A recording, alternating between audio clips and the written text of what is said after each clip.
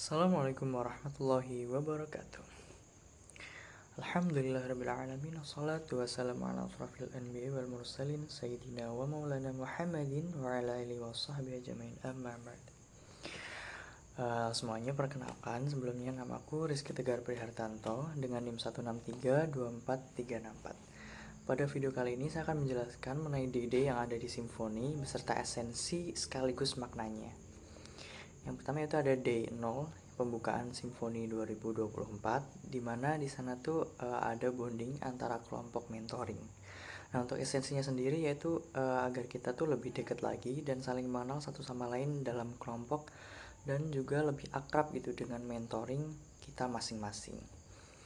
Untuk D1 yaitu pematerian yang ada di Masjid Al-Jabar Jatinangor dengan tema ataupun inti bahasanya itu hukum kekekalan rahmat yang disampaikan oleh Kak Asa Azadia dari Kimia FMIPA ITB.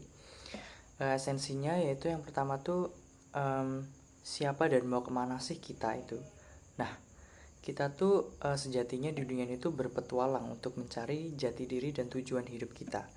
Dan sudah menjadi naluri kita sebagai manusia untuk berpetualang. Dan berpetualang ini tuh artinya tuh keluar dari zona nyaman dan mengambil resiko untuk menuju dunia baru seperti itu. Dan sudah dicontohkan dan para nabi ataupun rasul terdahulu pun berpetualang gitu untuk mencari jawaban seperti itu. Terus tujuan manusia di bumi itu apa sih gitu kan? Seperti yang sudah difirmankan Allah Subhanahu wa taala dalam Quran surah Az-Zariyat ayat 56. A'udzubillahi minasyaitonirrajim. Wa ma khalaqatul jinna wal insa illa liya'budun. Yang artinya tidaklah aku menciptakan jin dan manusia kecuali untuk beribadah kepadaku. Nah, tujuan manusia di bumi itu yang pertama adalah menjadi khalifah di bumi. Kemudian apalagi keistimewaan manusia yaitu berilmu dan terus belajar hingga dapat menaklukkan kekuatan gitu melewati batas alam dan meramaikan dunia. Oh my god. Untuk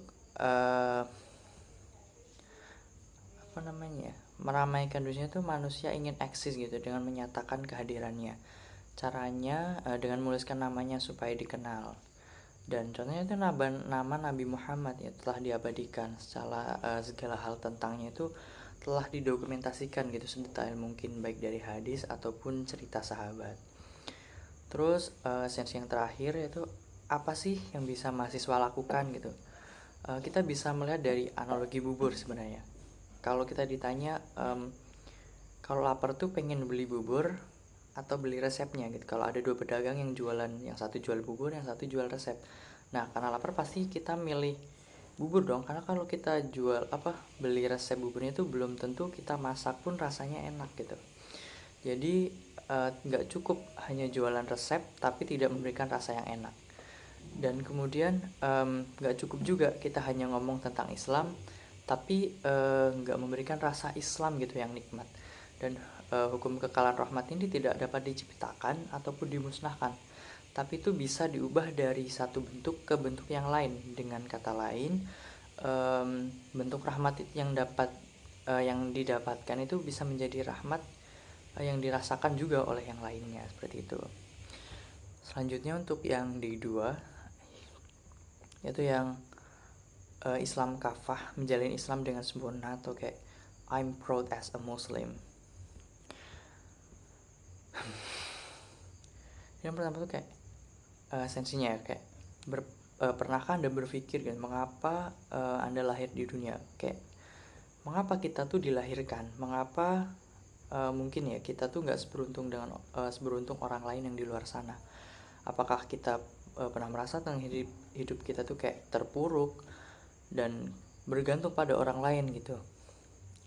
Dan apakah kita sudah menjalankan Islam kita secara kafah gitu? Apakah kita hanya sekedar Islam-Islaman saja gitu?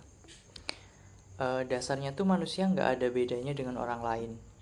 Kayak ya udah semuanya agama apapun, Yahudi, ateis, Islam, ya that's level sama. Semua orang itu memiliki level yang sama.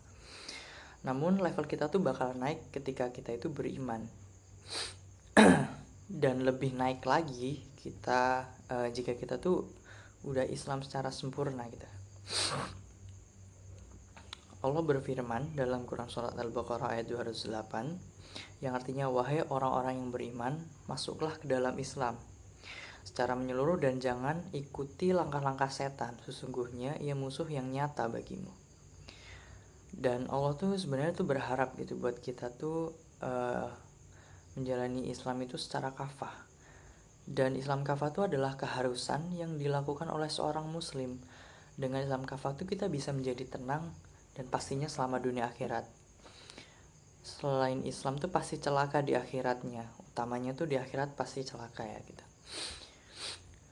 Kemudian dijelaskan juga di surat Al-A'raf ayat 58 perintah beriman kepada Allah dan Rasul-Nya supaya mendapatkan petunjuk yang benar. Ada lagi di Quran surah Al-Imran ayat 133 buat menggapai kesempurnaan untuk meraih takwa yang sempurna. Terus Muslim kafah itu yang bagaimana sih? Nah, Muslim kafah itu yang pertama itu yaitu berakidah Islam secara murni dan mantap. Kemudian menjalani kehidupannya berdasarkan tolak ukur syariah secara konsisten dan berakhlak karimah dalam kehidupan pribadi, keluarga ataupun masyarakat. Dan yang terakhir itu puncak kecerdasan adalah taat dan puncak kebodohan adalah maksiat. Kemudian selanjutnya itu yang day ketiga, yaitu materi dakwah The Beyond of Words. Esensinya banyak ya. Emang dijelasin dulu. Yang pertama itu dakwah. Apa sih dakwah itu? Kalau kita kan sering kayak banyak banget ya dakwah, ceramah dan sebagainya. Kalau dakwah sendiri itu secara bahasa tuh artinya tuh mengajak menuju kebaikan gitu. Dan dakwah itu tuh upaya menyebarkan ataupun mengajak baik dengan perkataan maupun perbuatan. Dan dakwah itu tuh sunnah fardu ain gitu menurut para ulama gitu. Dan saat Allah menggerakkan kita untuk melakukan sesuatu, bisa jadi itu tuh karena ada doa ataupun doa dari orang lain gitu. Tentunya akan menjadi kebaikan bagi kita atau orang lain juga. Terus barang siapa yang ngajak manusia kepada petunjuk yang benar gitu, maka baginya itu dapat pahala gitu, dan seperti orang pahala yang mengikuti dari hadis itu.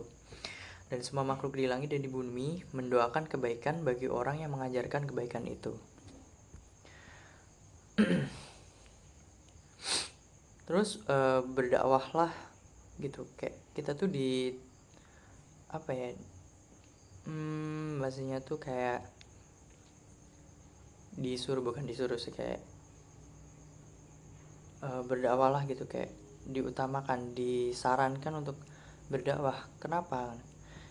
Karena kita tuh ingin benar gitu, bukan karena sudah benar. Jadi ya selagi kita bisa ya sudah kita lakukan aja. Terus kita tuh ingin membuktikan cinta kita kepada Allah Subhanahu wa taala. Dan juga kita tuh peduli bukan karena jijik ataupun apatis gitu. Terus gimana sih biar dakwah tuh relevan gitu? Yang pertama tuh make it relevant, make it easy, and make it part of life. Terus strategi dakwah yang diajarin itu ada dai plus D, dekati, ajaki, iringi, dan duplikasi. Sebenarnya difirmankan dalam Quran surat Al-Imran, kamu adalah umat terbaik yang dilahirkan menyuruh kepada ma'ruf dan mencegah yang mungkar. Kemudian itu tentang penjajahan Palestina.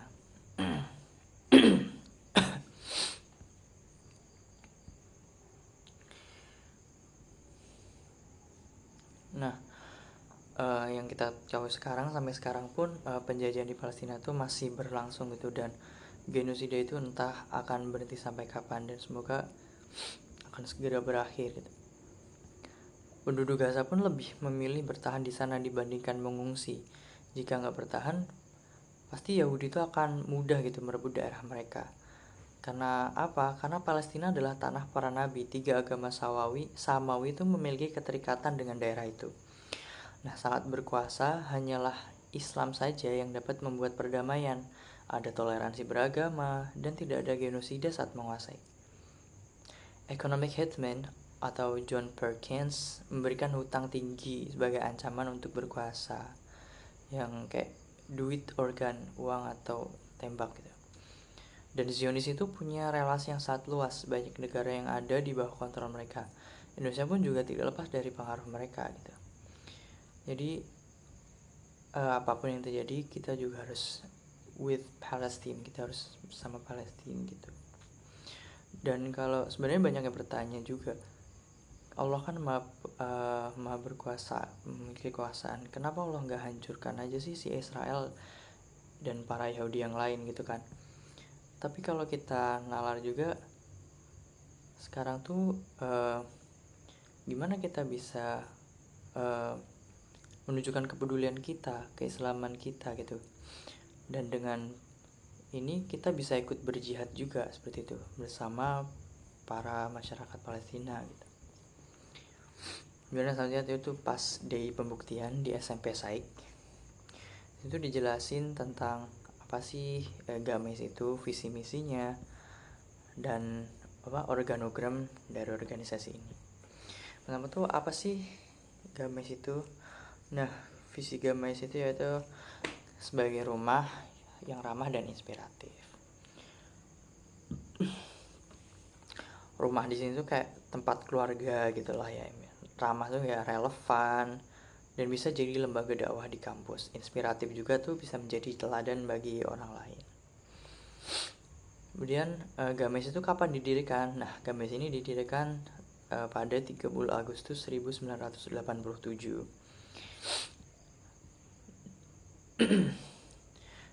Dan Games itu bersifat dua gitu, UKM ITB dan juga UKM Masjid Salman ITB.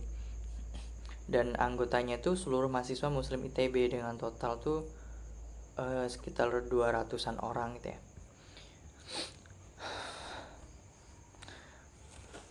Nah, itu dijelasin juga tuh ada Games wilayah, apalagi ya, Games multi kampus dan organogramnya gitu. Terus kenapa sih harus join Games dan kenapa harus Games gitu? Nah, yang pertama tuh kayak buat amar ma'ruf nahi mungkar gitu pastinya. Terus untuk menolong agama Allah juga. Terus karena kita tuh katanya ITB ya, Institut Terbaik Bangsa. Oh my god. Yang akan menjadi pimpinan di masa depan. Seperti itu. Terus benefitnya apa gitu. Banyak ya definisi. Manfaatnya tuh banyak banget gitu. Bisa nambah relasi, pengalaman, mendapatkan siraman rohani. Nah, mungkin juga suatu saat nanti dapat suami atau istri yang solehah, hahaha.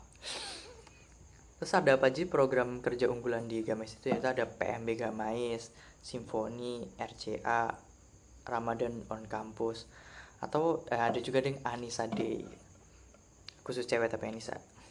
Nah, kalau bisa join sih, oh my god. Terus promosi ya, terus media sosial Games, waduh, IG-nya @gamesitb, X @gamesitb, medium.com/gamesitb. Kemudian itu ada day penentuan. Nah, di day penentuan ini tuh diawali dengan ada post-test gitu tentang materi-materi yang udah dilaksanain. Terus habis itu ada pelantikan simfoni, kemudian dilanjutkan dengan pengenalan divisi-divisi yang ada di Gamais ITB. Mungkin sekian yang bisa saya sampaikan. Terima kasih. Syukran ala husni ihtimamikum fastabiqul khairat wal akhir. Assalamualaikum warahmatullahi wabarakatuh.